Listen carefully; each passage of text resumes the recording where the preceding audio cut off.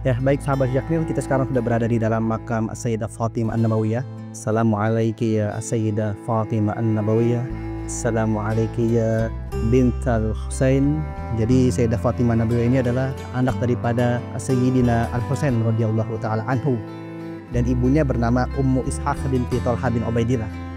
Innaha aktsaru syabahan bi Ummi Fatimah Zahra. Sayyidah Fatimah Nabawiyah itu yang paling mirip dengan ibuku, yaitu Fatimah Zahra ya binti Rasulullah Shallallahu Alaihi Wasallam, baik dari segi perawakan ataupun akhlaknya, seperti itu teman-teman.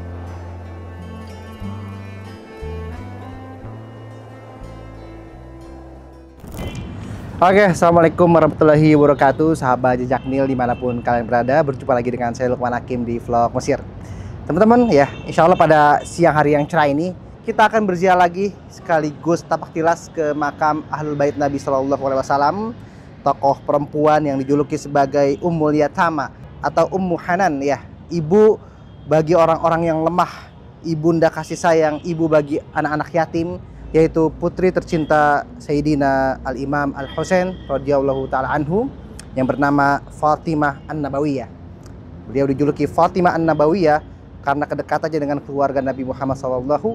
Nah, Fatimah Nabawiyah ini ya disebutkan oleh Sayyidina Husain sebagai aktsaru syabahan bi Fatimah Zahra, perempuan yang sangat mirip atau paling mirip kepada ibundanya, yaitu Fatimah Zahra binti Rasulullah Shallallahu Alaihi Wasallam.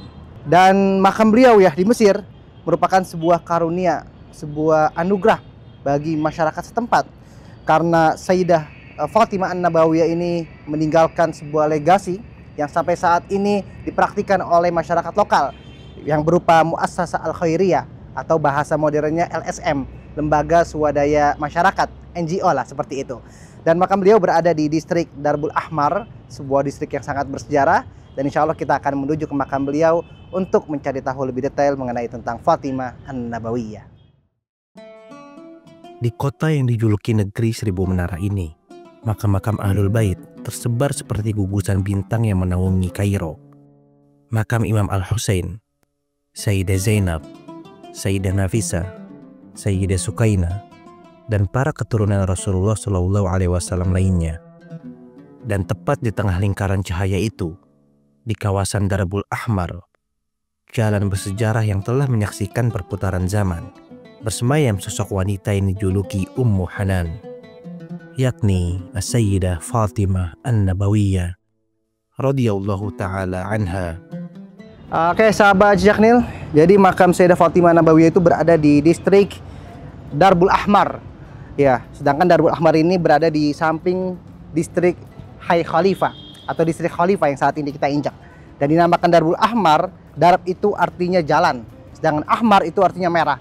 Kenapa dinamakan demikian? Karena dulu terjadi pembantaian yang sangat dahsyat di tempat yang berada di belakang saya ini. Ya, ini ada sebuah benteng pintu yang bernama Babul Azab, salah satu pintu dari benteng Salahuddin Al-Ayyubi yang sampai saat ini sudah tidak beroperasi.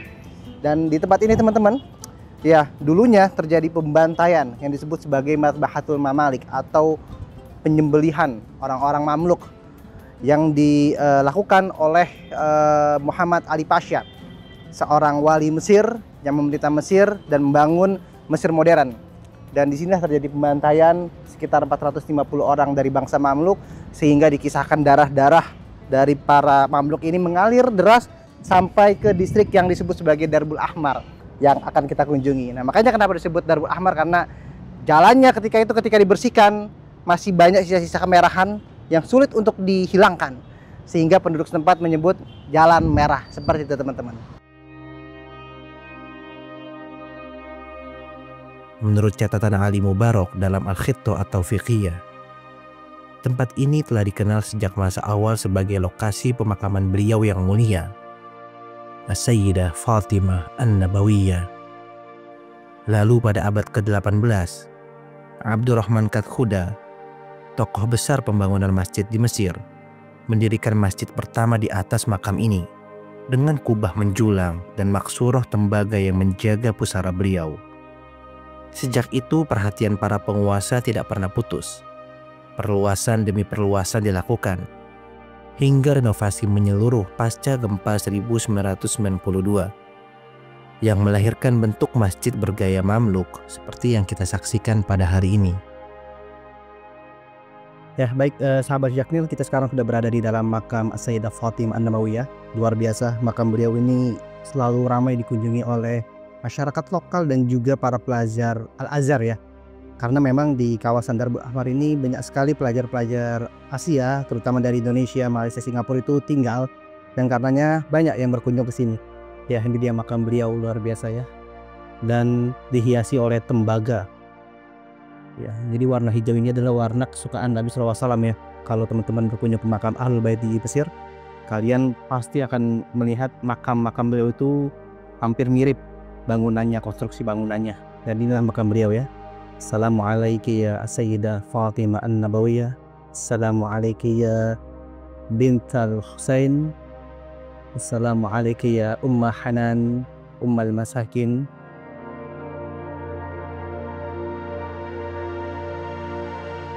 Oke, sahabat Jaknil ya. Jadi Sayyidah Fatimah Nabawiyah ini adalah anak daripada Sayyidina Al-Husain radhiyallahu taala anhu, dan ibunya bernama Ummu Ishaq binti Thalha bin Ubaidillah.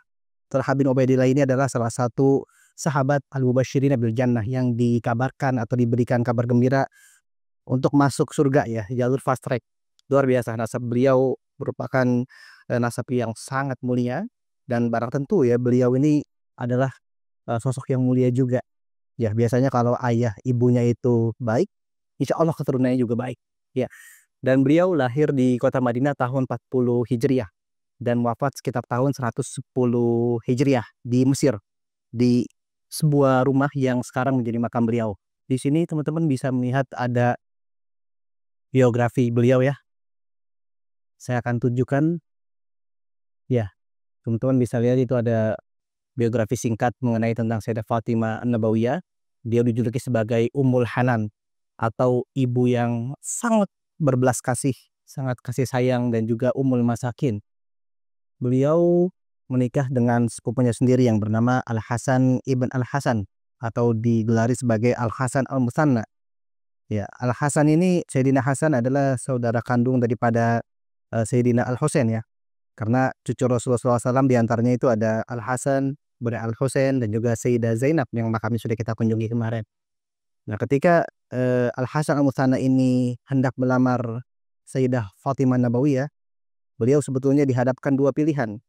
Pilihan yang baik juga dua-duanya, yaitu entah beliau akan dinikahkan dengan Sayyidah Sukainah atau Sayyidah Fatimah An-Nabawiyah. Dua-duanya adalah anak daripada Sayyidina Al-Husain radhiyallahu taala anhum ajma'in.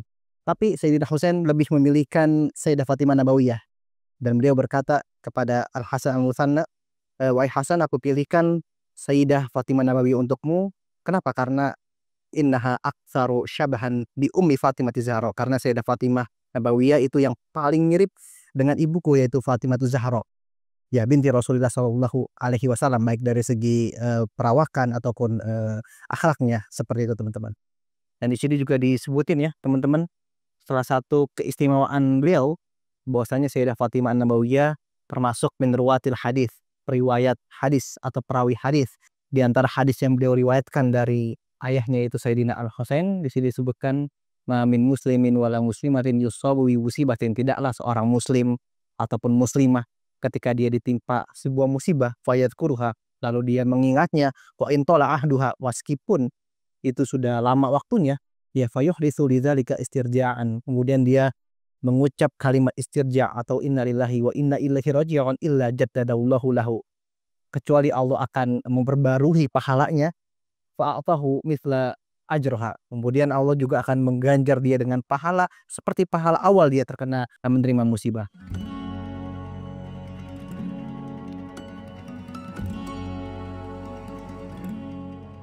Ketika Sayyidah Fatimah berusia belasan tahun lah, masih belasan tahun, masih sudah masuk remaja tapi masih cukup kecil. Ya, beliau ikut serta kepada ayahnya ya menuju tanah Karbala, memenuhi undangan daripada warga Kufah yang hendak membaiat beliau.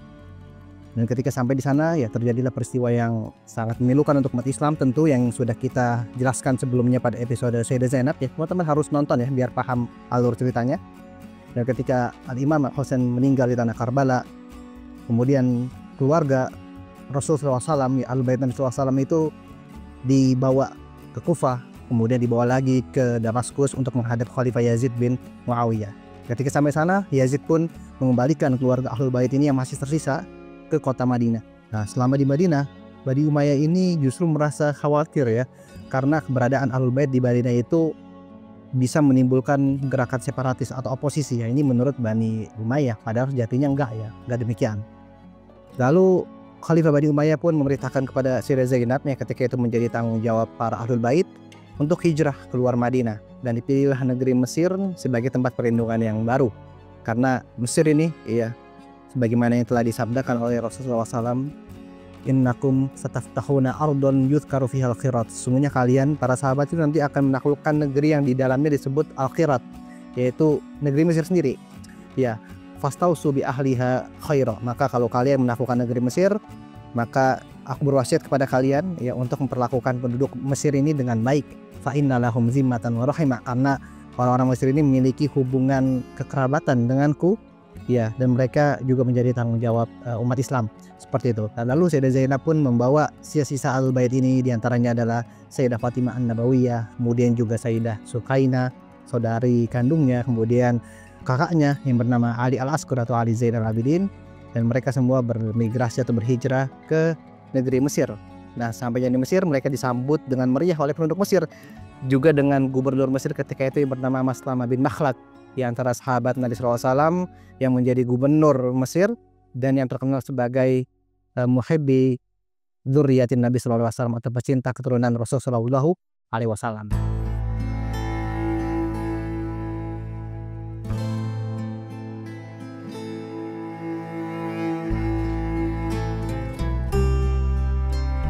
Jadi Sayyidah Fatimah Nabawiyah ini sebetulnya 2 kali pergi ke Mesir.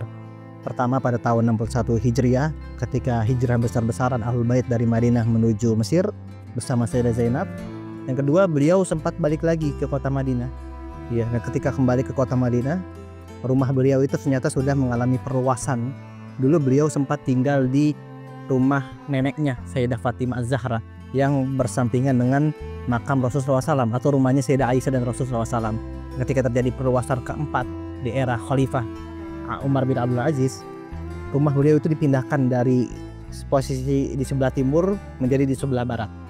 Ya, dan dikisahkan ya di masa-masa akhir hayat Sayyidah Fatimah Nabawiyah beliau kembali lagi ke Mesir dan tinggal di wilayah yang bernama Darbul Ahmar yang sekarang menjadi makam beliau.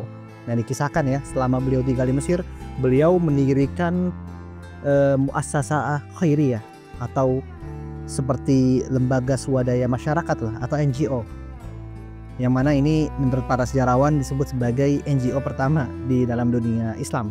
Dan beliau disebut sebagai Ummul Yatama atau Ummul Hanan, ibunya orang-orang miskin, ibunya orang-orang anak yatim, karena semasa hidup beliau biasa menanggung para anak yatim, terutama yang bapaknya itu mati syahid ya, dan juga orang-orang fakir yang mereka tidak memiliki bekal untuk hidup ya, seperti itu teman-teman.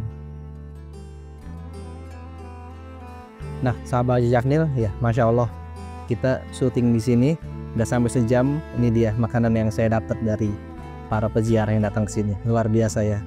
Ada ish yang dalamnya kayaknya ada kibdah ya, hati sapi biasanya.